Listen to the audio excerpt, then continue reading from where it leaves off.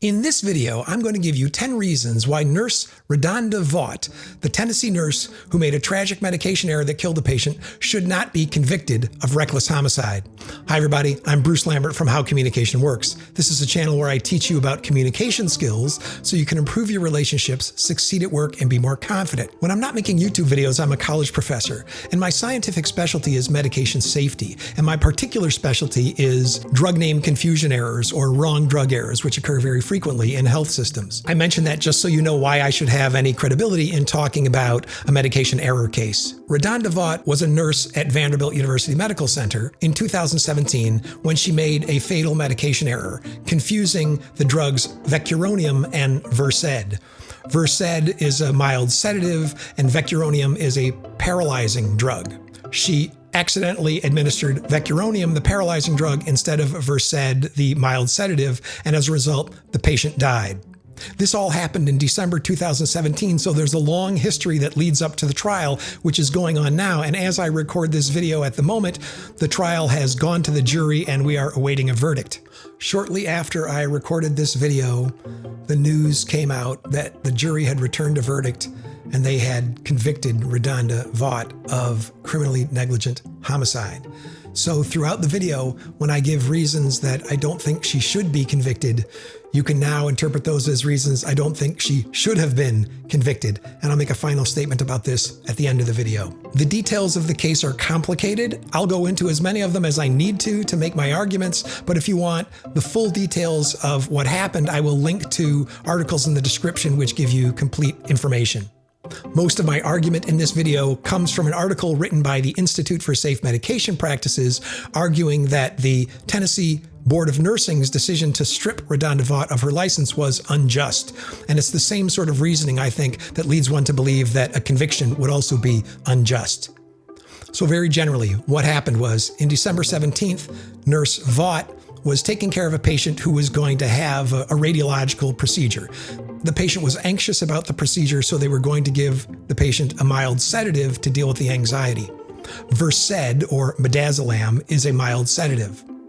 Nurse Vaught went to retrieve the medication, Versed, from an automated dispensing cabinet. An automated dispensing cabinet is a machine that contains lots of different medications that nurses can use to retrieve these medications while they're working on the floor.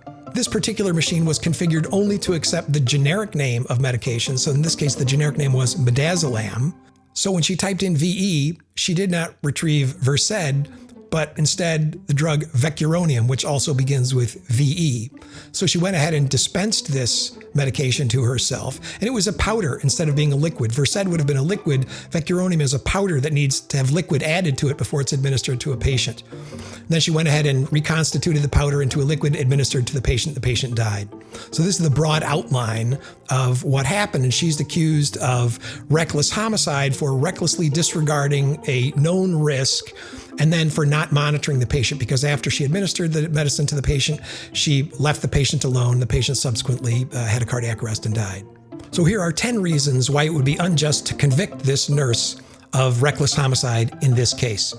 First, the whole proceeding suffers from what's called outcome bias. That is, treating situations much differently and much more harshly when you know there was a bad outcome. We know from previous research and many, many years of previous experience that the kinds of behaviors that this nurse exhibited are common. That is, not carefully reading a label, not observing a patient closely after administering a medication, dispensing the wrong medication. These are all things that happen commonly. Luckily, most of the time, patients aren't significantly harmed. So in all those cases where the same behaviors happened, people were not convicted of crimes, people did not lose their license. But in this case, because the patient died, the judgment is much more harsh. But people should be judged on their behavior, not necessarily just on the outcome. So the bad outcome, in this case of patient death, biases the whole proceeding. The problem with outcome bias is it makes us judge people extremely harshly when there are bad outcomes, but then other behavior, which may have been even more reckless, but that didn't result in harm, is never punished. So when making judgments about people's recklessness, we should not be overly influenced by the outcome. We should focus instead on people's behavior and what was present at the time. Reason number 2. The prosecutors and the nursing board are not distinguishing between human error, at-risk behavior, and reckless behavior. In the study of human factors, human error, and human performance, there's an important distinction between human error at-risk behavior and reckless behavior, and only reckless behavior should be punished. Human error is an unintentional, unavoidable error in the way we act or perceive in the world. Human errors are not made by choice. Human errors in nursing involve things like transposing numbers in the dose of a medication, forgetting a particular step in the administration process, or making a mistake in programming an electronic infusion pump. These are called slips or lapses or execution errors. There's another kind of human error, which are planning or knowledge-based errors. A knowledge-based error would be when a patient is allergic to a certain class of medications, and then you give a patient a drug that's in that class because you didn't know this medication was a member of that class of drugs. There are internal and external factors that cause human errors. Internal factors are things like stress and fatigue. External factors are things like poorly designed systems, low staffing, glitching computers, and so on. Since all of us are vulnerable to human error and it's not done by choice, we shouldn't respond to human error with punishment. The traditional way of doing this in healthcare is called shame, blame, and train, and it doesn't work. Instead, we should focus on the system factors that put people in a position to make mistakes and try to make the system as safe as it can be, and also make it as resilient as it can be, because we know that inevitably some failures will occur. The second kind of behavior I wanted to talk about is at-risk behavior. At-risk behavior is the result of a choice. It occurs when people take routine sorts of shortcuts, mostly because they've lost the perception of the risk. The most common example of this in healthcare is what's called the workaround. A workaround is a routine that doctors, nurses, pharmacists, and other healthcare professionals have developed in the ordinary course of their work to get around system glitches, delays, equipment failures, and the other aspects of the environment that just make their job hard to do. The vast majority of the time, these workarounds are safe, but occasionally workarounds, which intentionally circumvent safety procedures, lead to patients getting harmed. Again, years of research documents that workarounds are exceedingly common in all areas of healthcare. In every hospital, everywhere in the world, clinicians today are using workarounds. The most common kind of workaround would be to ignore computerized alerts that pop up when people are ordering medications. The important thing to recognize is that at-risk behaviors are often common and they're normalized. And also, most of the time, at-risk behaviors don't actually harm anyone. People who engage in at-risk behaviors are trying to get the job done in the face of a variety of large and small system failures. And they're often rewarded for getting the job done fast, even though they're taking what are really risky workarounds. In a just culture, the correct response to at-risk behaviors is to first admit that they occur. We have to be truthful and realistic that in any complex system like healthcare, there will be workarounds that are used routinely, even though they are circumventing safety procedures. So first we have to admit that they occur, and then we have to try to fix the underlying systems such that the safe thing to do is the easiest, quickest thing to do. And then you have to coach people and reward people for doing things the safe way, doing things the right way, and not punish them for, say, taking a long time because they're doing things the right way. The third category of behavior is reckless behavior, and this involves consciously disregarding an unacceptable and unjustifiable risk. People acting recklessly know that they're taking an unacceptable risk. They don't think that their behavior is normal. They wouldn't be able to justify it in retrospect. So key to this concept of recklessness is that a person has to recognize in the moment that there's a substantial risk and that their behavior is increasing the probability that a bad outcome will occur. If in the moment they can't realistically foresee that their behavior will lead to a substantial risk, their behavior is not reckless. In retrospect, it may look reckless, but in the moment, we can't view it as reckless. A classic example of reckless behavior is when a health professional comes to work under the influence of drugs or alcohol and is impaired when they're doing their job. So that's the second reason why Radonda Vaught should not be convicted. Her behavior was some combination of human error and at-risk behavior, but there's very little evidence. In fact, I don't think there's any evidence that she behaved recklessly in the way that I just defined it. The third reason Radonda Vaught should not have lost her license and should not be convicted of reckless homicide is that there was not a thorough investigation of what happens in normal circumstances. So one of the things that people focus on in the Radonda Vaught situation is that she used an override to get the vecuronium out of the automated dispensing cabinet, and this is an at-risk behavior. But the nursing board and then the prosecutors did not take sufficient time and effort to look at how often were other people using overrides. The other thing that Radonda Vaught was accused of is not monitoring the patient sufficiently after she was given what she thought was a sedative. But there was no investigation of how often patients are or are not monitored after being given sedatives. And if there were an investigation of this, it would have revealed that overrides are used all the time and that patients are frequently left alone after being given sedatives. Also, especially in the case of the nursing board, and perhaps in the case of the trial as well, there was a focus on safety measures that were taken after this error occurred. For example, after this error occurred, vecuronium, this paralyzing drug, was put in a special wrapper and extra warnings were added to the screen, but those warnings and wrappers weren't present on the day that Radonda Vaught made this error, and so they shouldn't come in at all to a judgment of her behavior on that day. The fourth reason she should not be convicted is that the prosecutors failed to take into account the many system failures that put Radonda Vaught in a situation where this error could occur and lead to such a bad outcome. In fact, the prosecutors specifically said they weren't going to look at system factors. They were only going to look at the individual conduct of Radonda Vaught. But this reflects a fundamental misunderstanding of how errors turn into harm in healthcare and in other systems. The one thing we've learned from human factors and the study of human error and harm in complex systems is that it's almost always a combination of system factors that allows an error or an at-risk behavior to turn into significant harm. And what this means is, when we say there's a system factor, what this means is you could put any other nurse in that same situation and they would be prone to make the same kind of error and patients would be likely to be harmed.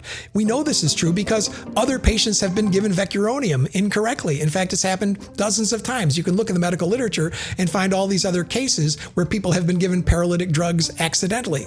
So the fact that this almost identical kind of error has occurred before points to the fact that it isn't the individual, but it's the system factors that put people in position to fail. The fifth reason is that the prosecutors applied unreasonable expectations. The prosecutors and the nursing board basically thought that Nurse Vaught should have acted perfectly, and they applied this standard of perfection basically to her performance. Although if they went and observed real nurses working in real environments, they would see that the kind of behavior that Nurse Vaught displayed on that day is not at all unusual. So they said that a reasonable nurse would have moved the patient out of radiology to a different patient care area because there weren't barcode scanners in radiology, that a reasonable nurse would have brought oxygen to radiology, that a reasonable nurse would have known that the automated dispensing cabinet could only be searched using generic names. But the fact is, not everyone knows all those things, and in the routine, busy work of a nurse in a busy hospital, you're not always going to bring oxygen to radiology. You're not going to take a patient who's already in radiology to another floor where they could be monitored or where you could administer their sedative. Those just aren't realistic expectations, and if they were to observe the behavior of other nurses in their routine work, they would see that the behaviors Nurse Vaught exhibited were common. The sixth reason Nurse Vaught should not be convicted of reckless homicide is that they held her accountable to a standard which isn't even really a standard. They held her accountable to something called the 5 rights of medication use. The 5 rights of medication safety are goals about safe medication use. They refer to the right patient, the right drug, at the right time, and the right dose, and the right route. So those are all the things that you have to get right in order to administer the medication safely. But they're goals. The 5 rights really describe outcomes. They don't describe the procedure by which you achieve those outcomes. And when you hold a nurse or a doctor or a pharmacist responsible whenever the 5 rights aren't achieved, you're missing the fact that a whole variety of system factors and procedural factors influence whether or not you can get the right drug to the right patient at the right time and the right dose and so on. And we know from previous research that tens of millions of medication errors occur every year in the United States. There's an estimate from a 2006 report that says there's 1 medication error per patient per day in U.S. hospitals. So obviously we're not getting the 5 rights right, and all those other doctors, nurses, and pharmacists aren't being accused of crimes and put on trial.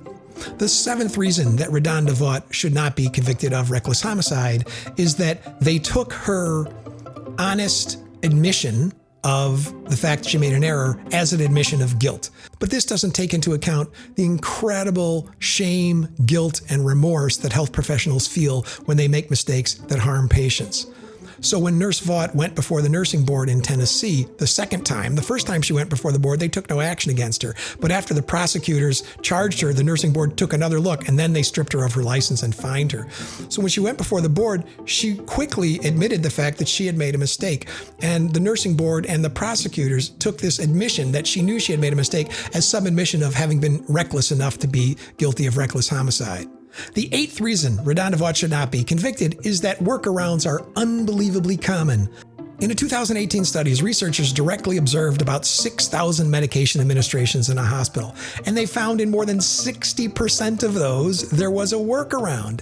And the most common workaround was not scanning with the barcode scanner. I could go into more details about this study, but the fact is, workarounds, like the kind that Radonda Vaught did on this day of this tragic error, are extremely common.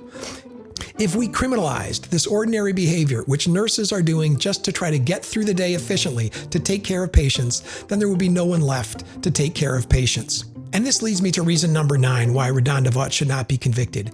If this kind of conduct is criminalized and nurses begin to fear that they will go to jail if they make a mistake that harms patients, nurses will leave the profession and young people will not go into nursing. There's already a dramatic nursing shortage because of the way that nurses have been treated during the pandemic. Many nurses are older and going to leave the profession anyway due to ordinary retirement. If we criminalize errors that harm patients, it will be too frightening to become a nurse, and the nursing shortage will become much worse. And if you've ever been hospitalized, you'll know that it's nurses that take care of us on a day-to-day basis. The physician may come once in the morning and once in the afternoon, but for 24 hours a day, it's nurses that take care of us. And without nurses, there is no healthcare. So we cannot criminalize ordinary conduct, or else there will be no nurses to take care of us.